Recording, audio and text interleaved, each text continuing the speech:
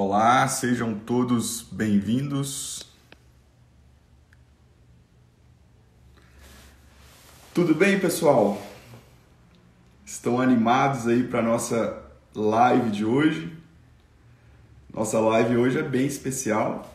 Vocês viram aí quem vai ser o nosso convidado de hoje, né? Muito bem, minha digníssima já está aí, Luna Librelon, Felipe, meu cunhado, Diogo, olha o Ítalo aí. O Ítalo já está presente.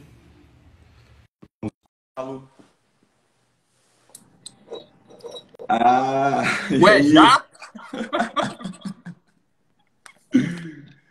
Já tava preparando mais um charuto aí. Não deu nem tempo de eu botar o corona pra fora aqui, Saulo. Porra, foi.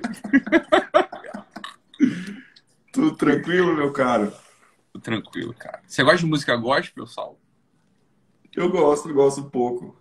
Eu escuto muito os Arrais, não sei se você conhece. Como é que é o nome? Os Arrais são dois irmãos. Vou procurar depois aqui. É, É porque eu tava ouvindo uma live da Gabriela Rocha agora. Aí, enfim. Tá bom. E aí, beleza?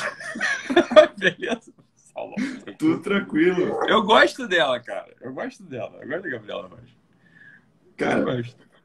você sabe que meus sogros, eles têm uma livraria evangélica, né? Então eu já escutei tudo aí que você pensar de música Imagino. gospel. Então Imagino, imagino mesmo. Imagino fortemente. Mas eu gosto da música da Gabriela Rocha, cara. Eu gosto da voz dela. Aí ela tava fazendo uma live agora aqui. Por acaso, é com um outro convidado, né? Aí eu. Pá. Mas e aí, Saulo, beleza? tudo tranquilo, meu caro. Tô falando Ítalo, nada com nada aqui, tô falando nada com nada aqui. Só e assim que pra. é bom. Assim que é É. bom para quebrar o gelo. Tá no consultório aí, Saulo?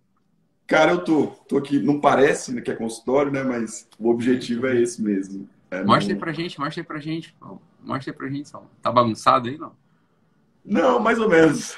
Mais Ó, ou tem um menos? sofazinho aqui, tem uns livrozinhos ali. Tá. Deixa eu ver aqui. Tem uma estantezinha ali. Ali é onde eu Hum. atendo. Aí É a deixei luzinha, aberto né? ali. Luzinha. Pô, Mas que legal. o objetivo é esse mesmo, é não parecer consultório de psiquiatra, porque como você sabe que a gente é a última especialidade, né, que o pessoal quer consultar. Então, Exatamente, cara. Mas o jogo tá virando, não tá não, Saulão? O pessoal tá. sei lá, acho que tem um trabalho também de muita gente fez ao longo de muito tempo aí. Pode falar o que for do Augusto Cury, mas o Augusto Cury ele teve uma função, acho, bastante importante, assim, de popularizar e divulgar a coisa da psiquiatria, né? De que a psiquiatria não é aquela especialidade de vou falar aqui, não se ofendam, óbvio, eu tô falando o contrário, inclusive, né?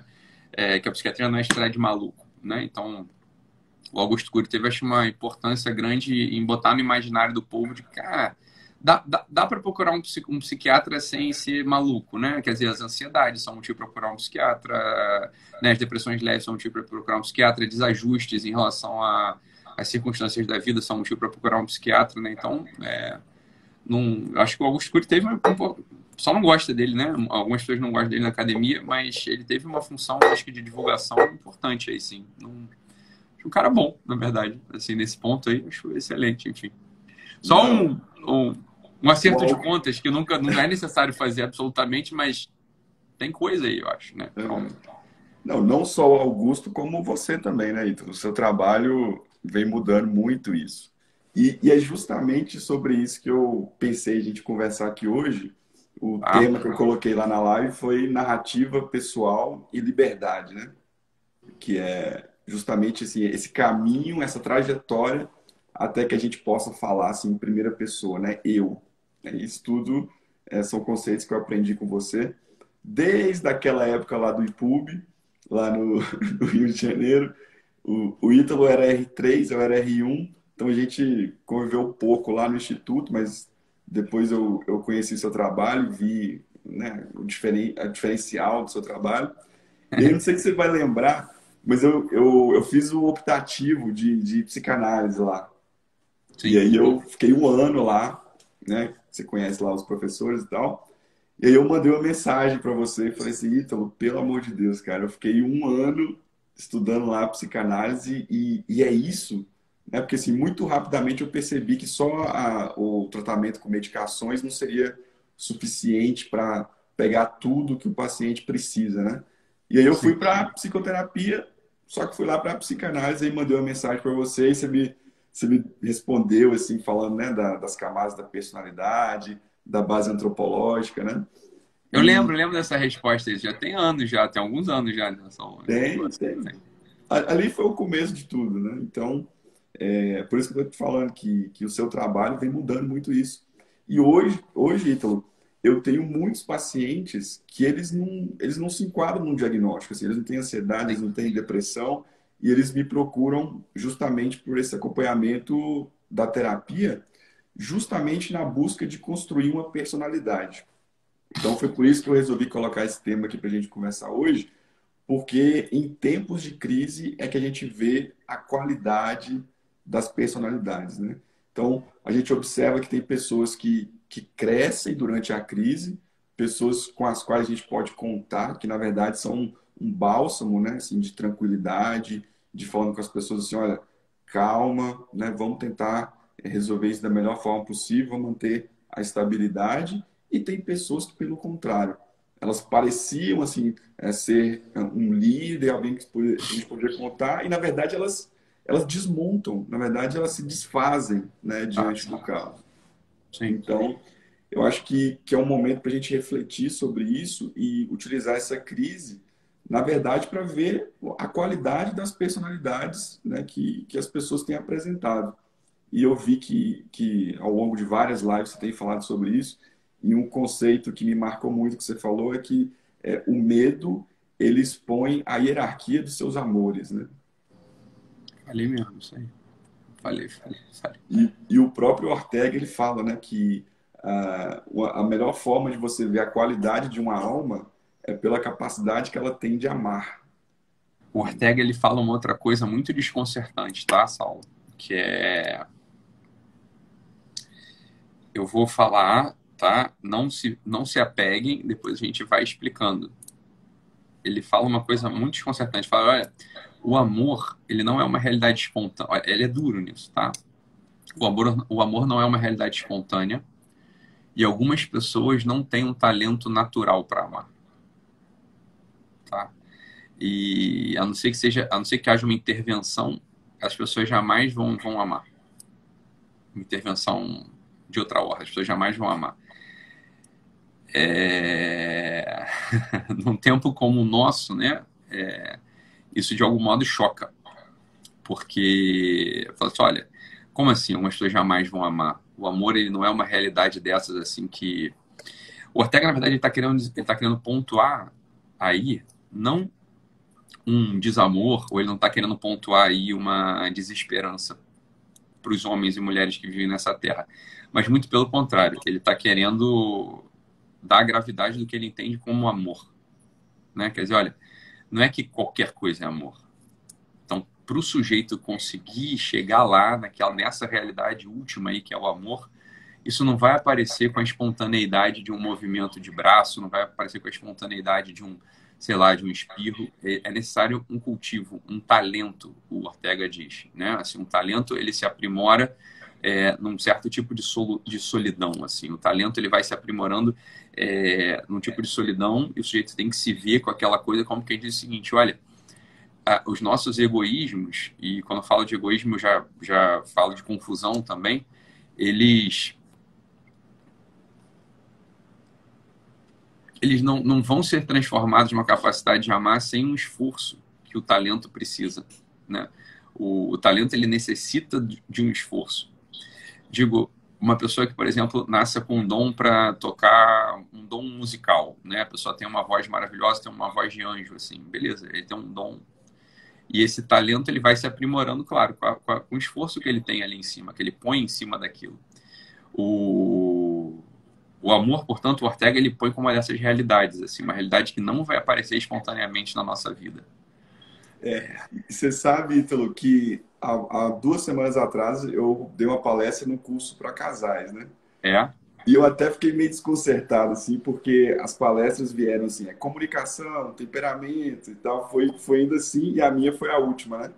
E eu falei justamente esse conceito de amor do Ortega. Alguém perguntou aqui qual livro que é o Estudo sobre Amor. é dele mesmo. Tem aqui até. Tá na biblioteca aqui dessa casa, não tá em outro lugar. Tá aqui nessa casa, esse estudo sobre o amor. É lá mesmo que tá isso. E aí ele Né? coloca assim, que a gente tem que abandonar a ideia vulgar de que o amor é um sentimento democrático. Então, foi Eu ia falar isso muito. daqui eu ia falar isso daqui a pouco, exatamente. É isso aí. Cara, e foi engraçado, por que que foi engraçado? Porque, assim, era pô, um curso para casal, todo mundo meio feliz, assim, e eu Claro. fui falando as coisas, assim, eu falei, gente, mas se a gente quer falar a verdade, né, sobre amor, o amor é justamente essa característica que testa a qualidade de uma alma. Então, muitas vezes, a pessoa está num relacionamento e a coisa não está andando, ela Sim, começa a colocar a culpa na instituição casamento, por exemplo, e ela é sim. incapaz de olhar para a própria qualidade do amor dela, né?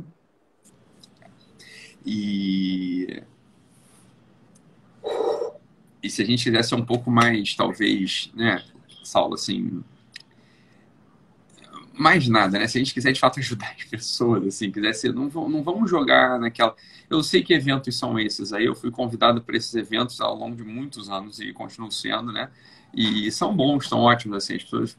É necessário fazer o quê, né? É evento sei lá, curso de noivo, curso de noivo da paróquia, curso de noivo da igreja. É... Porra, a quantidade de palestra que eu já dei nesse tipo de evento não tá no gibi. E não sei se é a natureza desse evento no qual você estava, mas tem ali uma repetição de coisas que ajudam, ajudam porque, bem, a gente falando sobre coisas boas, mas assim,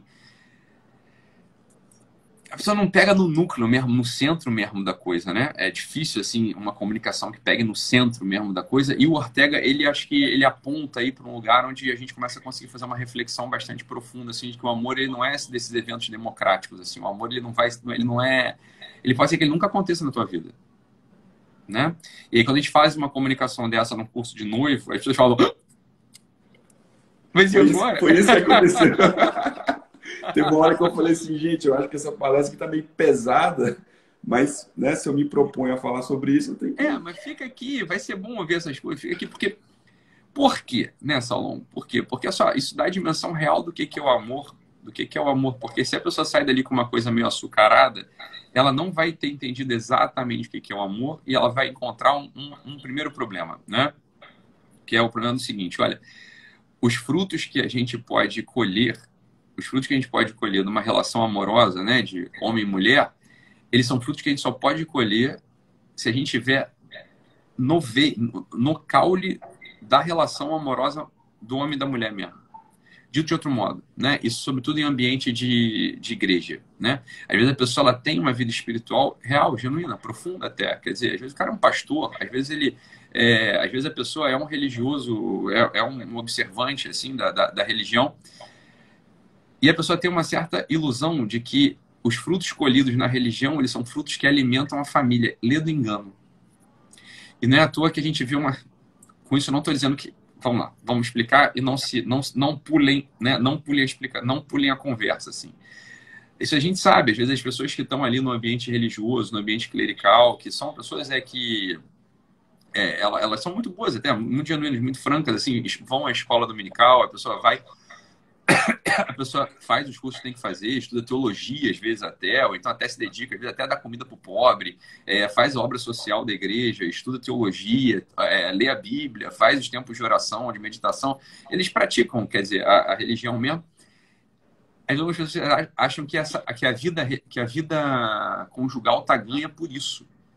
Né? Que a vida conjugal está ganha por isso. Olha, há uma confusão muito clara, assim, a gente saboreia os frutos daquele caule que a gente está cultivando. Né? Às vezes, os frutos específicos de um certo caule, eles podem, por um tempo, saciar e enganar a necessidade de um outro caule, mas é por muito pouco tempo. Daqui a pouco a gente passa a viver de trapaça, dito de outro modo. Né? Existe um esforço E quando eu digo esforço, é esforço, não. Esforço da atenção e do coração, sobretudo, para cultivar o amor dentro do que é o casamento, dentro da vida conjugal, dentro do relacionamento noivo-noiva, namorado-namorada, homem-mulher. Existe um esforço específico daí que não pode ser transferido para outro domínio da tua vida. Ah, mas eu sou um excelente profissional. Poxa, que bom.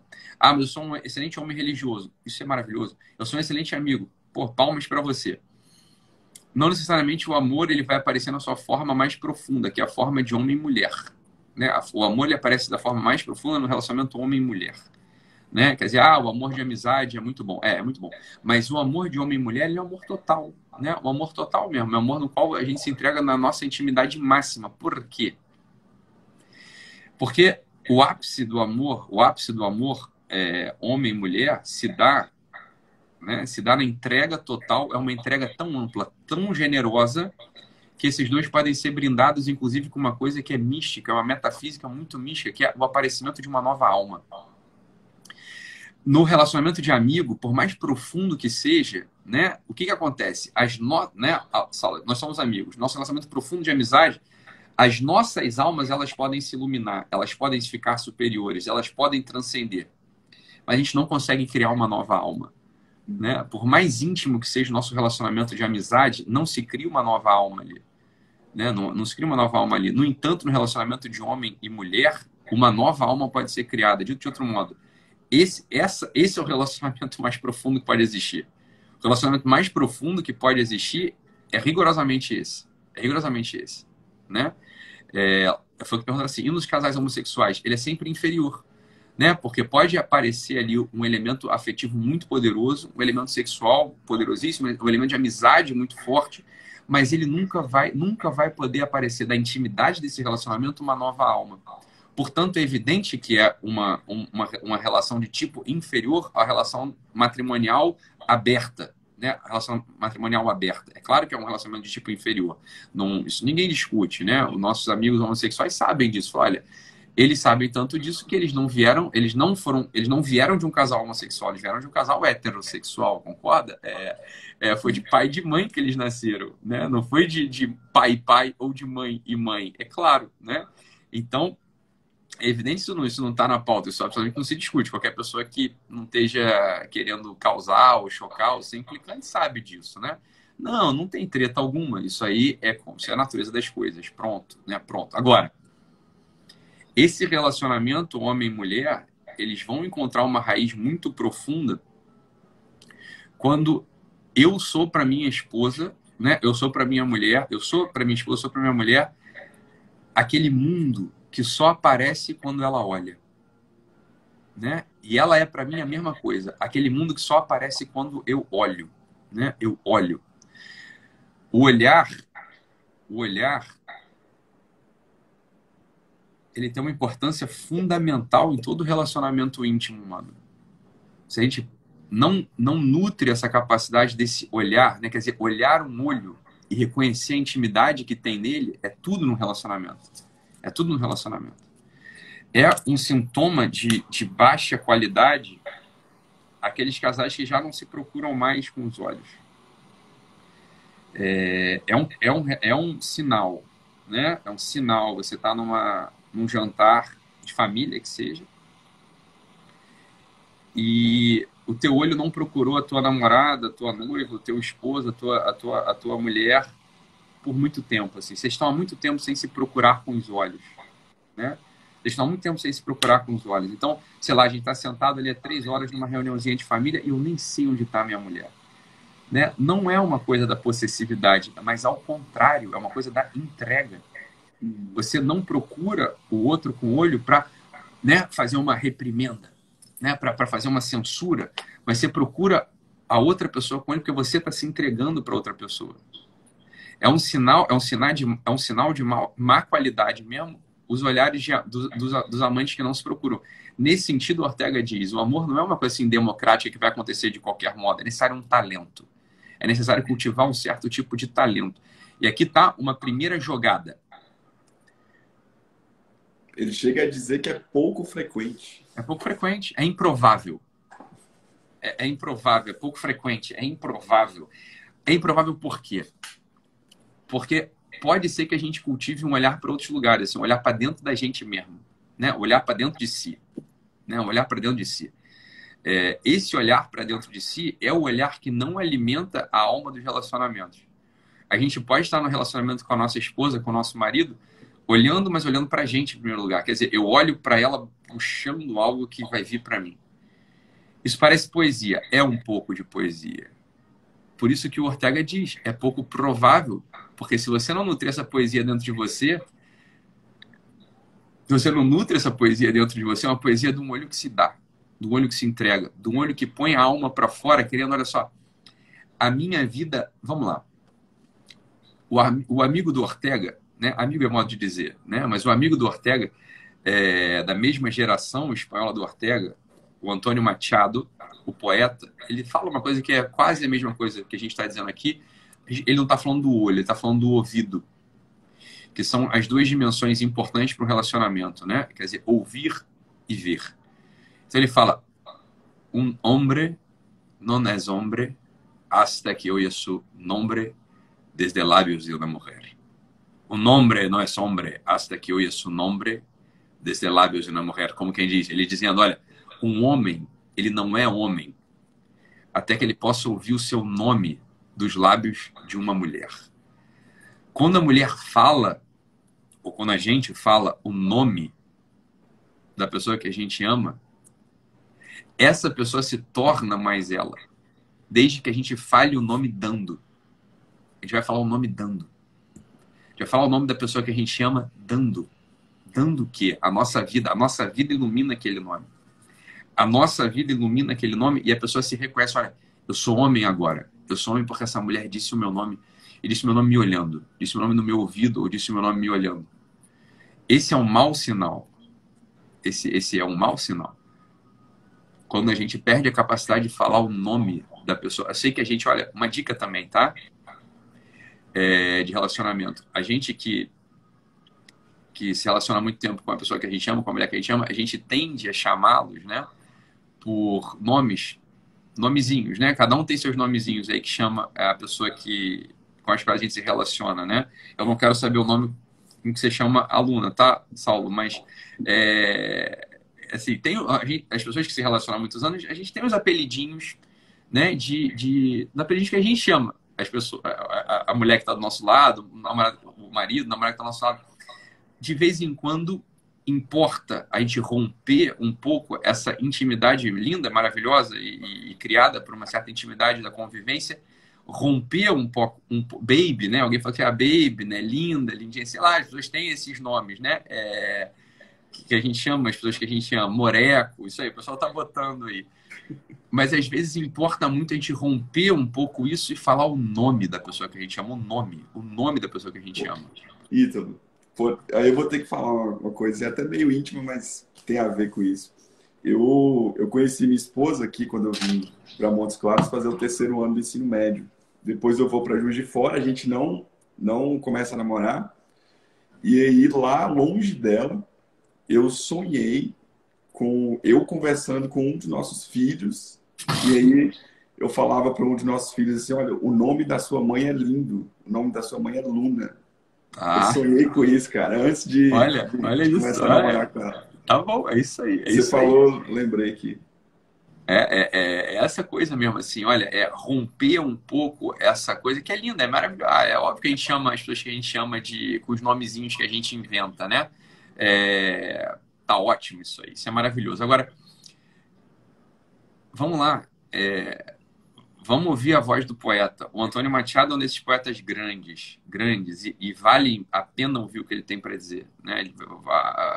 E é verdade, assim, quando o nosso nome ele é dito de um modo dado, né? Assim, a pessoa está dando para a gente o nosso nome, a gente arrepia. A gente arrepia como que diz assim, por que eu estou arrepiando aqui? Porque, bem, não é a minha vida que está entrando em mim, é a vida dela que está entrando em mim. É a vida dela que está me convocando a ser Ítalo. A ser Ítalo. Não é? São coisas que se perdem. Por isso que o Ortega diz, olha, não é é improvável que o amor aconteça. Ele fala isso, né? É improvável que o amor aconteça.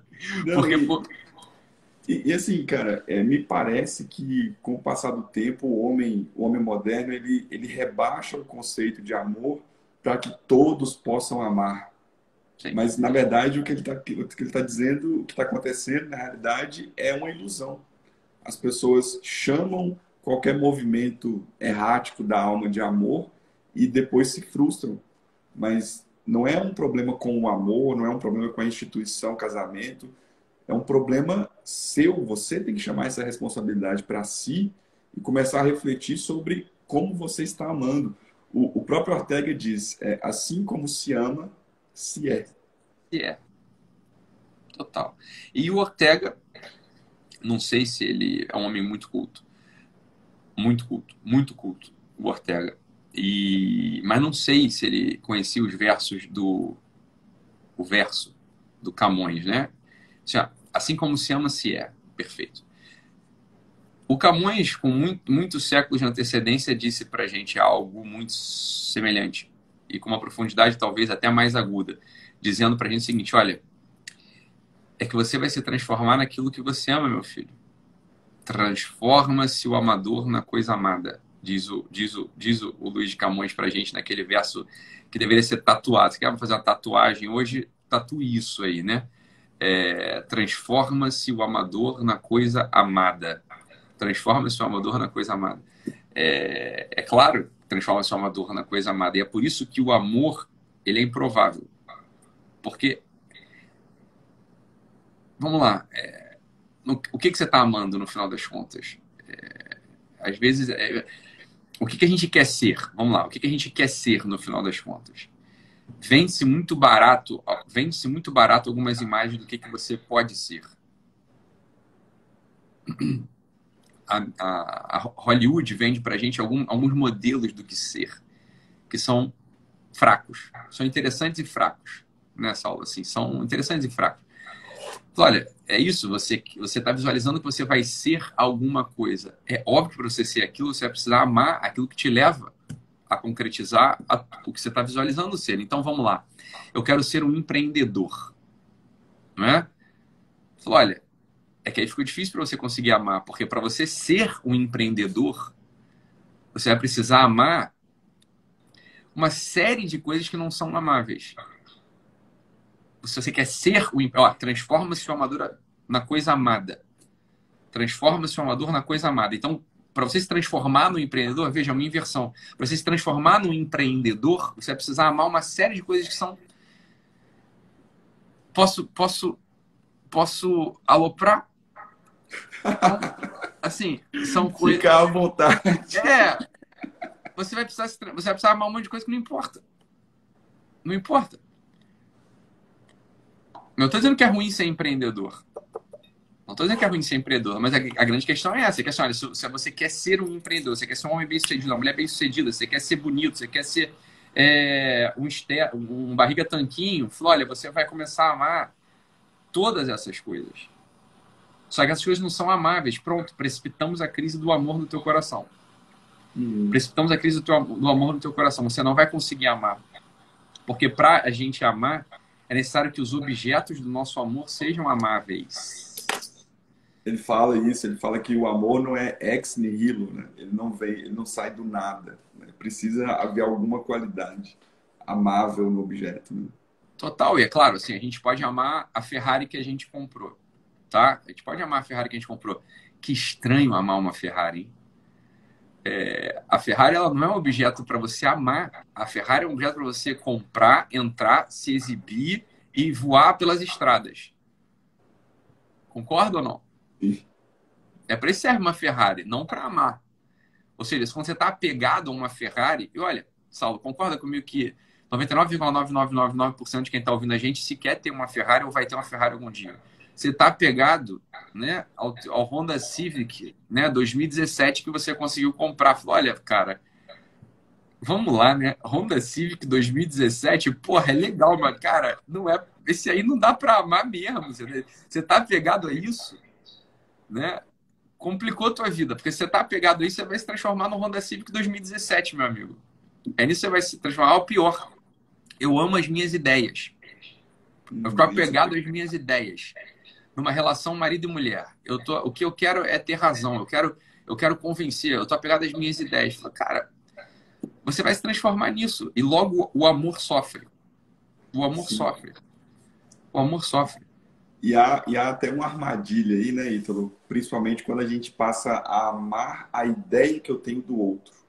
Então, eu fecho o outro no meu mundo, numa ideia que eu criei dele, e aí eu começo a me frustrar porque o outro não é o que eu penso que ele é. É, E aí isso exato. começa a me frustrar, porque, poxa, por que que você não é o que eu acho que você é, né? E, e aí o Ortega também, ele fala sobre a alma porosa, ou a alma permeável, que é justamente essa alma que tem essa qualidade, que tem essa capacidade de se abrir para a realidade. É justamente quando eu abandono as imagens, as ideias que eu tenho na minha cabeça, me abro para a realidade de quem o outro é. E aí a gente volta até no ponto que você colocou do olhar, porque eu já vi você falando inúmeras vezes, sempre eu acho assim, sensacional, que quando a gente olha no olho de alguém, a gente é lembrado do que é uma pessoa. Né? E o nosso tema aqui hoje é narrativa pessoal, né? O caminho para dizer eu. Quando eu olho no olho de alguém, eu me lembro que eu não estou diante de um objeto. Eu não estou diante de um ser acabado. Né? Eu estou diante de um universo que, né, em uma vida eu não vou conseguir abarcar tudo que a pessoa é. Então, me parece que o homem moderno ele foi para esse lugar ali depois de Descartes, de que penso, logo existo. Então, ele começa a acreditar que o fundamento da existência está na mente ou na cabeça de quem pensa.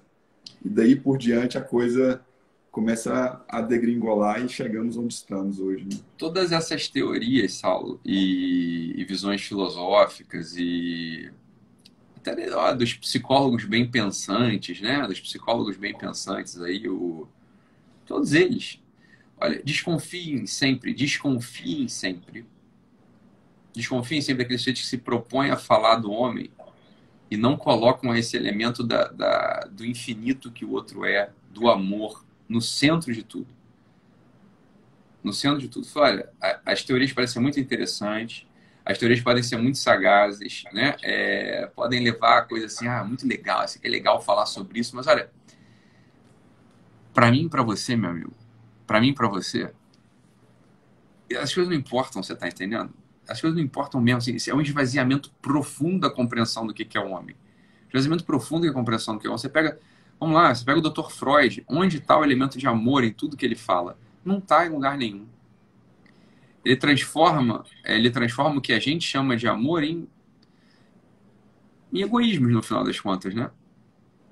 Olha, você pode ler aquilo, você vai ler aquilo. Aquilo ali não ensina nada. Aquilo não ensina nada pra gente. Nada pra gente. Você, em primeiro lugar, o sujeito que está falando sobre amor, ele tem que ser o sujeito que ama. Essa é a primeira coisa. É um sujeito assim, muito, muito, muito apaixonado. Né? Apaixonado pelas almas humanas, apaixonado por uma vida.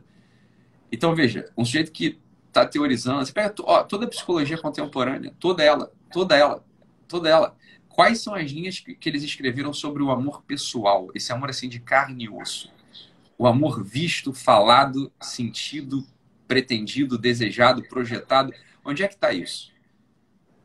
Exato, exato. E isso é uma coisa que eu falei até na palestra lá também, que eu falei assim, e aí eu estava comparando, né, Freud com Frankl, que apesar de Frankl ser contemporâneo também, mas ele, pelo menos, eu posso olhar para a vida dele e consigo ver ali uma entrega, alguém que conseguiu ter esse olhar lírico de encontrar o sentido mesmo nas piores circunstâncias. Né? Que eu disse isso, que para mim era difícil escutar alguém sendo que eu não vejo na vida dessa pessoa um amor ali presente. Então, às vezes o amor para ele é uma teoria, como você disse. O amor para ele é uma técnica, por exemplo, como a gente aprende ao abordar um paciente, por exemplo, estar diante de um paciente, que eu, enquanto pessoa, não esteja ali, mas a técnica é soberana e vai estar ali no meu lugar. E uma das coisas que eu aprendi com você foi justamente o contrário disso, bicho. O contrário disso é a personalidade madura do terapeuta, que se abrindo para a realidade que o paciente é, consegue fazer com que ele se mova e que ele cresça e que essa narrativa pessoal dele se modifique. E quando a gente pega os antigos, né, Saulo? Eu até vou mostrar para vocês aí eu vou organizar minha biblioteca, tá? Porque eu tô me mudando. E aí eu vou conseguir, pela primeira vez, eu vou conseguir botar tudo junto. Um dia desses eu vou fazer um tour pela bibliotecazinha. Não é nada portentoso, assim, não é uma biblioteca grande, mas é muito valiosa, tá? Não é assim, gigante, mas é valiosa, né? Tem pérolas ali dentro, ok? E vou apontando autor por autor ali para que a gente veja o seguinte: olha, esses sujeitos aqui, eles só falavam de amor. Não é um amor melado só. O amor melado é bom também, tá? Mas não é um amor melado só. É um amor assim de quem está profundamente comprometido com o desejo de que você dure na eternidade do modo mais feliz possível. Fala, isso é o amor. O amor é o seguinte: quando você está do lado da pessoa que você ama, e deixa eu falar aqui de amor de mulher e amor de homem, tá? Não de amor de filho. Vou falar de amor de mulher e amor de homem.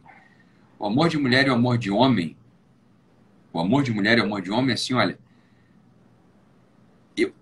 eu quero dar minha vida para você falando o teu nome. Eu quero dar minha vida para você para que você possa durar na eternidade, entendeu? Eu quero que a minha vida, ela sustente a tua vida. Eu quero que a minha vida sustente a tua vida. Então, Saulo, às vezes a gente faz isso o tempo todo também, né? A gente faz isso, olha, se apegando às vezes a movimentos de egoísmo que com uma virada de jogo, o amor voltaria. Uma virada de jogo, aquela profundidade do relacionamento voltaria.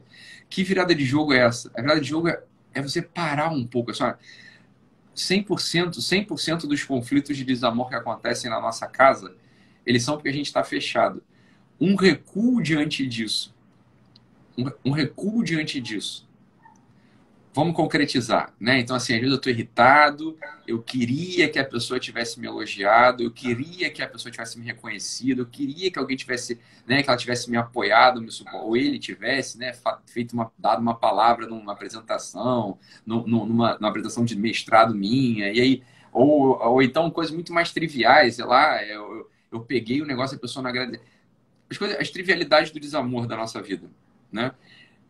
A verdade nessa aula é que é uma decisão que a gente pode agora, né, sei lá, sexta-feira, 10 da noite, a gente pode virar o jogo mesmo, assim, para que aquela profecia, que não é uma profecia do Ortega, de que o amor ele é improvável, ele passe a ser um pouco mais provável na nossa história a partir de um movimento que a gente faz, um movimento de recuo, de recuo só. O egoísmo está aqui dentro de mim. Eu vou me deslocar dele um pouco, vou sorrir e vou entregar esse egoísmo, vou entregar aquelas expectativas que eu criei na minha cabeça porque eu estou me levando em consideração demais. Eu estou me levando muito em conta. Eu estou me levando muito em conta nesse relacionamento. Né? Eu estou achando que eu sou o centro de tudo. Eu estou achando que eu sou o centro de tudo, que a pessoa me deve um monte de coisa, me deve um monte de olhar, me deve um monte de coisa. Fala, a maior graça da vida humana não é ser amado, é amar. E a gente só consegue fazer isso se distanciando um pouco desse egoísmo, sorrindo, entregando esse egoísmo para o próprio Deus, olhando no olho daquela pessoa que a gente ama, independente, mas só, tá um caos, vocês já estavam meio brigados, a coisa está meio esquisita, a coisa não está indo muito bem, a coisa está meio ao avesso. Você descola esse egoísmo no teu peito, entrega para o bom Deus para que ele resolva isso e olha para a cara da pessoa e fala o nome da pessoa com desejo que ela seja, de que ele seja, entendeu? Falar, olha, isso é só um compromisso, é uma coisa que você vai fazer. Isso é uma entrega no final das contas. Fala, de verdade, meus amigos, tudo se resolve assim. Mas tudo se resolve assim. Você escolhe esse egoísmo no teu peito e fala, bom Deus, trate isso, porque eu sou incapaz. O que eu sou capaz de fazer? Pular por cima disso que o Senhor já transformou, olhar na cara dessa pessoa, mesmo no meio assim, vocês estão meio brigados, meio desentendidos, vocês estão meio desesperançosos, estão meio em crise, vocês vão pular por cima, você vai pular por cima disso, vai olhar para a pessoa e vai falar o nome da pessoa, fale o nome da pessoa olhando com amor no olho dela, assim, ó, falar o nome da pessoa é dar dignidade para ela. É isso que o Saulo falou, é não coisificar a pessoa, você está entendendo? Quando você fala um nombre, um hombre não é hombre, hasta que eu isso nombre desde lábios de uma mulher. E o contrário, uma mulher não é mulher até que ela ouça o nome dela dos lábios daquela pessoa que ela ama. E eu, Preencher o nosso coração para que saia, né? A boca dá testemunho daquilo que o coração está cheio. Você vai testemunhar o nome dessa pessoa com um coração cheio de desejo de que ela seja feliz, de que ela dure, independente se ela está te sacaneando, independente se ele está desatento, independente se encher o coração só. Tem uma pessoa aqui na minha frente. Uma pessoa aqui na minha frente. Olhando para uma pessoa, para qualquer pessoa nessa aula, você olha para uma pessoa assim, você olha para qualquer pessoa. O único desejo genuíno é que essa pessoa dure. Você tem que olhar para uma pessoa querendo que ela dure na eternidade feliz. Quando você enche o teu coração deste desejo e fala o nome da pessoa, a pessoa ela é preenchida pela tua vida. Ela é preenchida pela tua vida e ela se transforma. Isso é poesia, mas é uma poesia concreta. Isso é fantasia, mas é uma fantasia exata, como falava o Leonardo da Vinci. Isso é a fantasia exata na nossa vida. Então, alguma pessoa, um desses filósofos, eu já não lembro bem, um desses filósofos contemporâneos de YouTube, né? Eles estavam dizendo o seguinte, mas é que o amor ele nunca vai acontecer, porque foi o Clóvis de Barros, eu acho que falou isso. O amor é uma coisa assim que não é porque você está inventando a pessoa que você ama, então logo o amor não pode... Entende a teoria dele? Assim, eu estou inventando outra pessoa, então quando eu amo, eu já não estou amando a pessoa, estou amando uma ideia que eu tenho dela. Falo, olha, meu filho, essa discussão é uma discussão tola, mas tão tola. É a discussão de alguém que não tá levando a sério o comprometimento com o amor. só alguém que não ama poderia criar uma teoria dessa. É alguém que não ama, por isso que o Ortega tem razão, o amor é improvável. O amor não vai acontecer, você tá entendendo? Ele é improvável se você age assim. Agora, se você olha, no movimento, quer ver, faz essa experiência hoje. Enche o seu coração de um desejo que a pessoa dure para sempre na eternidade de modo feliz. Assim, você vai olhar para tua mulher, assim, você vai olhar para a cara dela, mesmo que você esteja meio de mal, meio obrigado, acabou assim, a esperança. Mas você vai encher o teu coração disso, olha, no final das contas é uma pessoa. No final das contas é uma pessoa que eu quis amar, sei lá. Você vai encher teu coração assim, olha, a verdade é a seguinte, eu não quero que essa pessoa acabe, eu quero que essa pessoa dure para sempre na eternidade.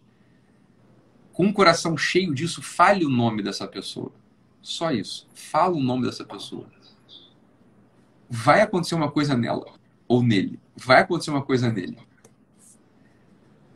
Eu costumo dizer, Ítalo, que uma frase que a gente deveria acrescentar nos nossos votos, né, de casamento é: eu prometo dar o primeiro passo. É isso aí. Independente de qual seja a situação, eu prometo dar o primeiro passo. Porque, assim, no fim das contas, né, esses dias eu vi alguém postando que em algum país aí desses, depois que começou a quarentena, o número de divórcios aumentou pra caramba. Eu vi você falando de um meme que o cara tava erguendo um muro no meio da cama, né, e tal. Tem essas brincadeiras assim da convivência, né, e tal. Mas, cara, assim, no fim das contas, se você não tá dando esse primeiro passo, se você não tá se movendo na direção do amor, você tá fazendo o quê? Né? Assim, o que seria mais importante, o que seria mais digno do que fazer isso?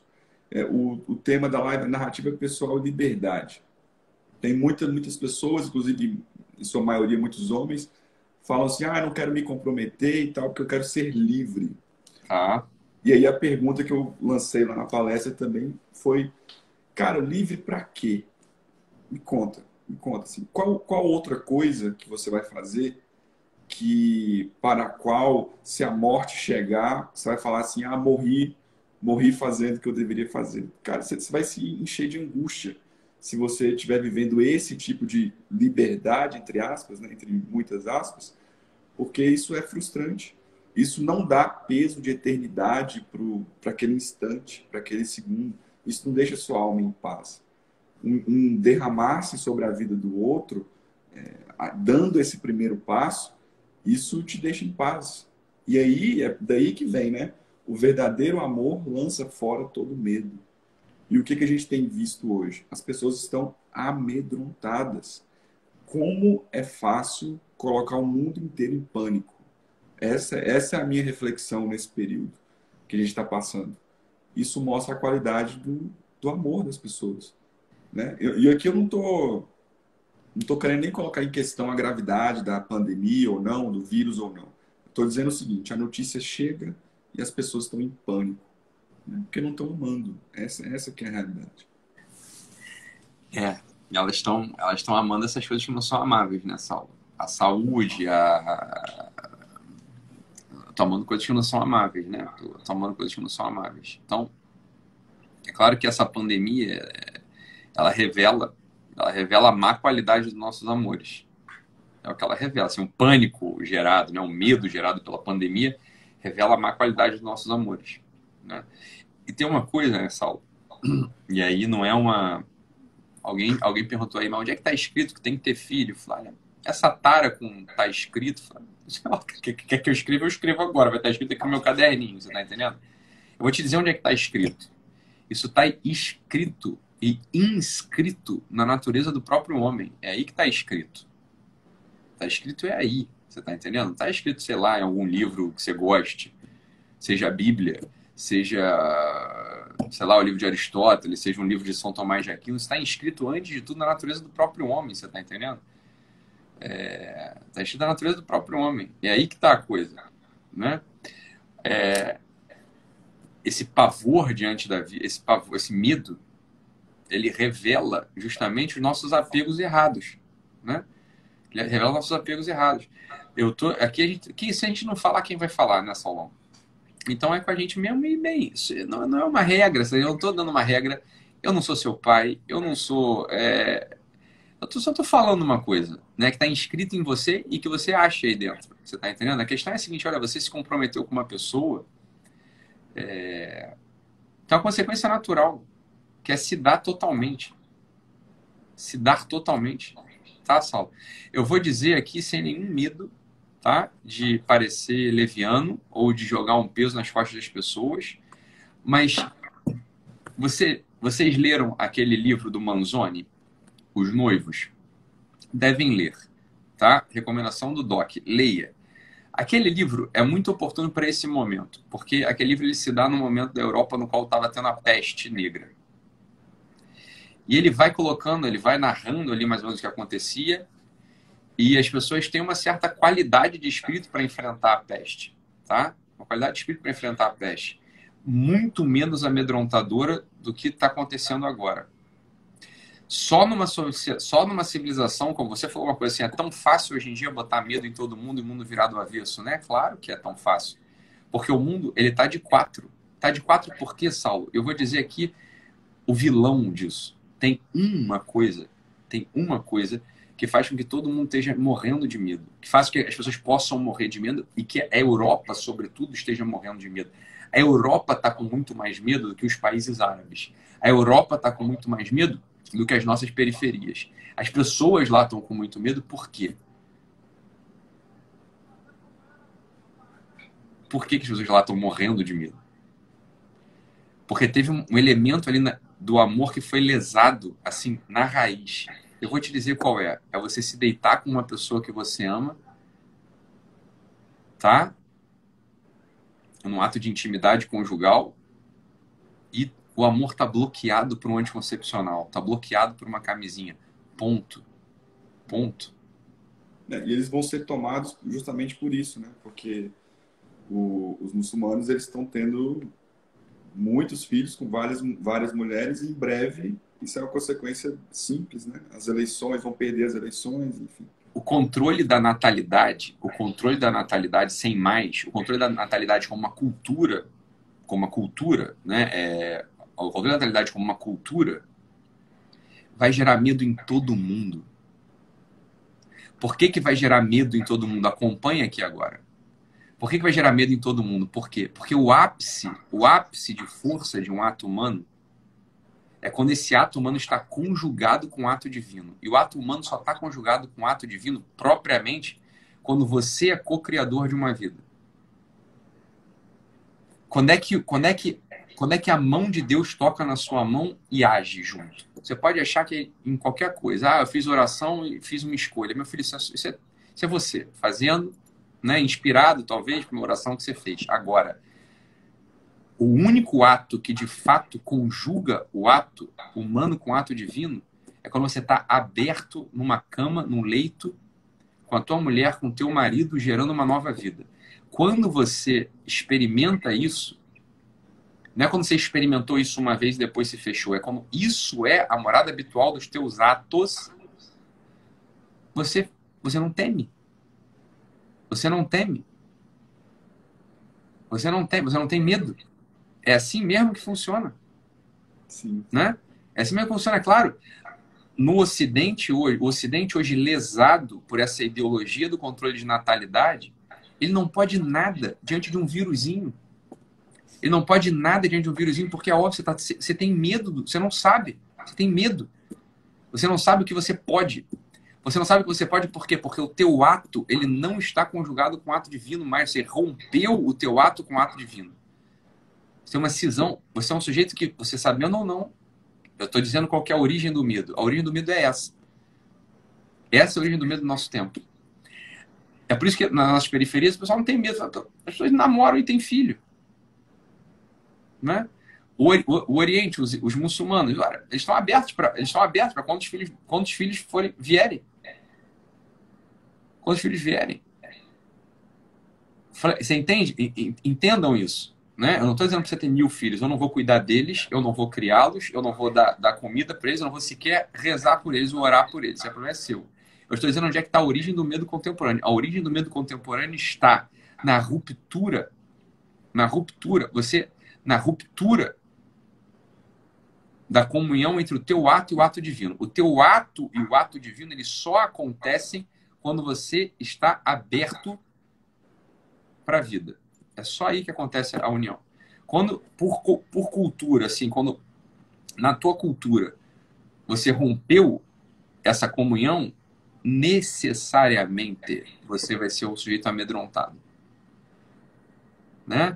É aquela coisa que esquece, mas agora vale a pena evocar o Salmo. Né? O Salmo, assim, olha, é que um sujeito com muitos filhos, ele vai ser respeitado quando ele for pleitear na porta da cidade, porque ele é como um guerreiro cuja aljava está cheia. Quando ele diz assim, eu sei que os meus atos, eles têm a força, não é minha, eles têm a força da comunhão com o ato divino. Uma pessoa dessa, ela tem mais personalidade, ponto. Por que ela tem mais personalidade? Porque os atos dela são em comunhão com os atos do próprio Deus. Essa que é a coisa. Né? Essa que é a coisa. É claro que os medos aí, eles vêm da década, foram plantados na década de 50. Quando você pega os relatos da terrível gripe de 1917, que dizimou 40 milhões de pessoas, os relatos não são de apavoramento. As pessoas estavam de pé diante da crise, de pé diante da ameaça. Hoje, não tem ninguém de pé, Saulo. As pessoas estão amedrontadas. Francamente amedrontadas. Aquele sujeito que eu vi na farmácia... Eu vi um sujeito na farmácia, Saulo. Eu entrei na farmácia para fazer uma... No meio da crise, aí eu entrei na farmácia e vi um sujeito. O sujeito estava de luvinha, de máscarazinha, não conseguia tocar em nada, ele estava encurvado para baixo, não conseguia falar com a caixa, com a moça que estava atendendo. Ele não sabe de onde vem o medo dele. O medo dele, ele vem exatamente daí de onde eu estou dizendo. Né? Exatamente daí de onde eu estou dizendo. Fala, você quer ter uma personalidade madura? Esteja aberto para que o teu ato tenha uma comunhão com o ato divino. E a comunhão, o teu ato só tem comunhão com o ato divino aí, ó, na criação de uma vida, em nenhum outro lugar. Não, e é incrível isso que você está falando, porque como é paradoxal a coisa, né? O homem acha que é Deus, ele acha que ele pode controlar tudo, ele quer o privilégio de poder pegar um avião e em 2 dias ele está do outro lado do mundo, coisa que para um rei medieval seria, se você falasse isso com um rei medieval, ia falar, poxa, você vai ser um tipo de Deus se você conseguir fazer isso.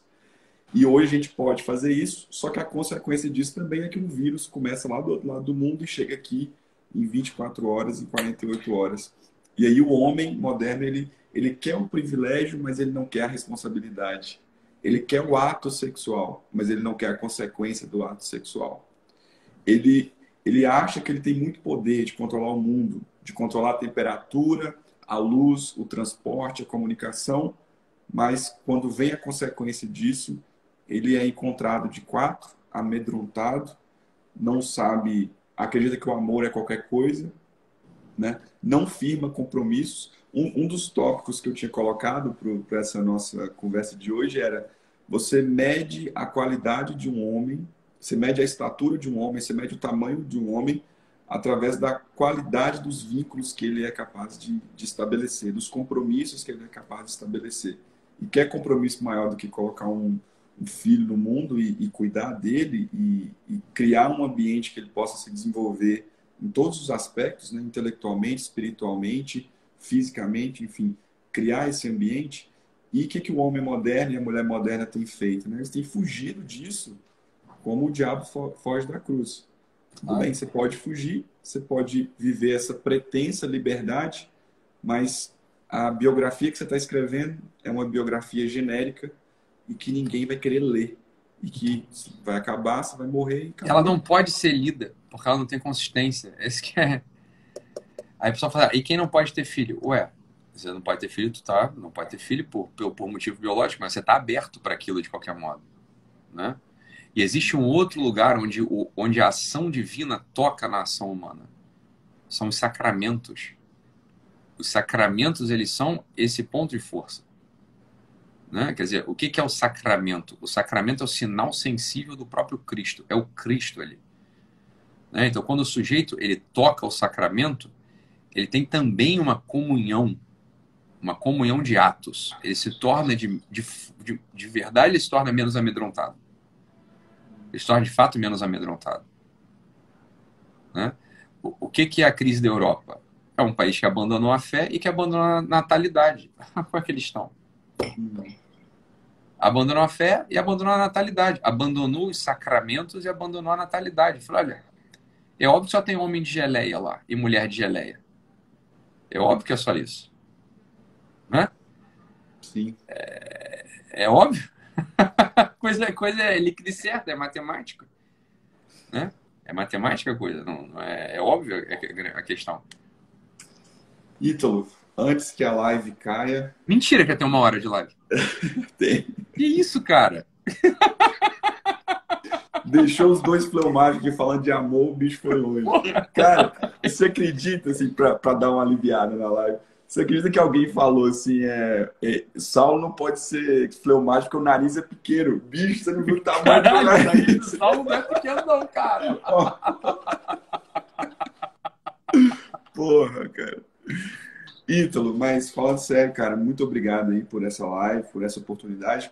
Muito obrigado pela sua amizade, assim, a influência que você tem sobre mim, o seu trabalho tem sobre mim, é algo que mudou muito a minha concepção sobre muitas coisas, sobre a personalidade, sobre o amor. Então, eu fiz uma palestra do TED Talks, né, que inclusive eles queriam você. Tá. E aí não tem cão, caça com gato, né? Eles me chamaram.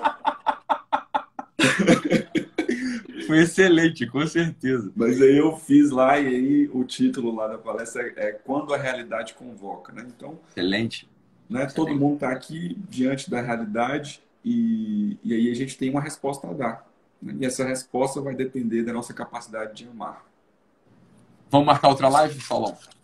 Porra, se você me chamar, tô dentro de todas. Tá bom. Então, beleza. Já temos que falar, porque essa aqui, não, a gente não falou nada do que a gente ia falar. Foi o preâmbulo que a gente ia falar, né? Foi o preâmbulo. Foi melhor ainda. Foi o preâmbulo ao assunto da live, né? Mas beleza. Tá bom, Saulão. Valeu, cara. Muito obrigado. Boa noite. Valeu todo mundo que compareceu aí. Que bom. Que bom. Fiquem com Deus todos e vamos marcar a próxima live, Saulão. Fica com Deus. Abraço. Um abraço. Tchau, tchau, pessoal. Boa noite. Boa noite.